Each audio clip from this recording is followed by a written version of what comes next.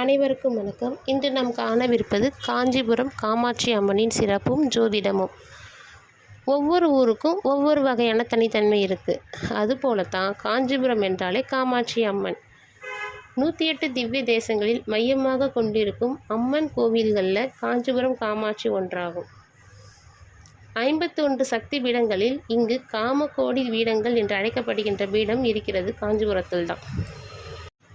தமிழ்நாட்டிலே அதிக சக்தி வாய்ந்த அம்மன் கோவிலில் பார்த்தீங்கன்னா காஞ்சிபுரம் காமாட்சி அம்மனும், மதுரையில் மீனாட்சி அம்மனும், காசியில் விசாலாட்சி அம்மனும் இருக்கிறாங்க. ஸ்ரீ லலிதா திருப்புர சுந்தரியோட பூரண பிம்ப சொருபினியாக இருக்கின்ற ஒரு விக்கிரகம்தான் காஞ்சி காமாட்சியோட மூலவர் விக்கிரகம்.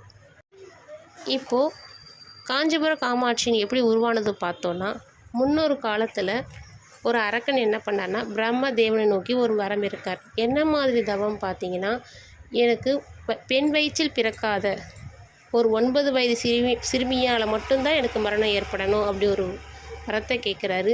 பிரம்மதேவனும் அள்ளி கொடுக்கிறார். இந்த ஆணவத்தில் அந்த அரக்கன் என்ன பண்ணுறாருனா தேவர்களையும் முனிவர்களையும் ரொம்ப கஷ்டப்படுத்தி துன்பப்படுத்தி சந்தோஷப்படைகிறார். இந்த கொடுமையெல்லாம் தாங்காத தேவர்களும் முனிவர்களும் சிவனை நோக்கி எனக்கு ஒரு நியாயத்தை கொடுங்க, இதை மாதிரி அந்த அரக்கன் பண்ணுறாரு அப்படின்னு சொல்கிறார்.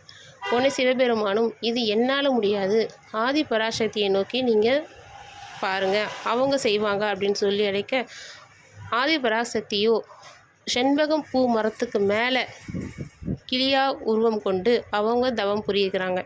அப்படி தவம் பண்ணிட்டு இருக்கும்போது இவங்கெல்லாம் போய் நியாயம் கேட்க, உடனே அவங்க என்ன பண்ணுறாங்க, உடனே அவர்கள் காளியாக மாறி அந்த அரக்கனை அழிக்கிறாங்க. அப்போ அழிக்கும்போது ஒரு கால் மார்பிலும் ஒரு கால் தலையிலும் வைத்து தலையை வெட்டி தலையை எடுத்துக்கொண்டு நம்ம காமாட்சி அம்மன் கோவிலுக்குள்ளே போகிறாங்க.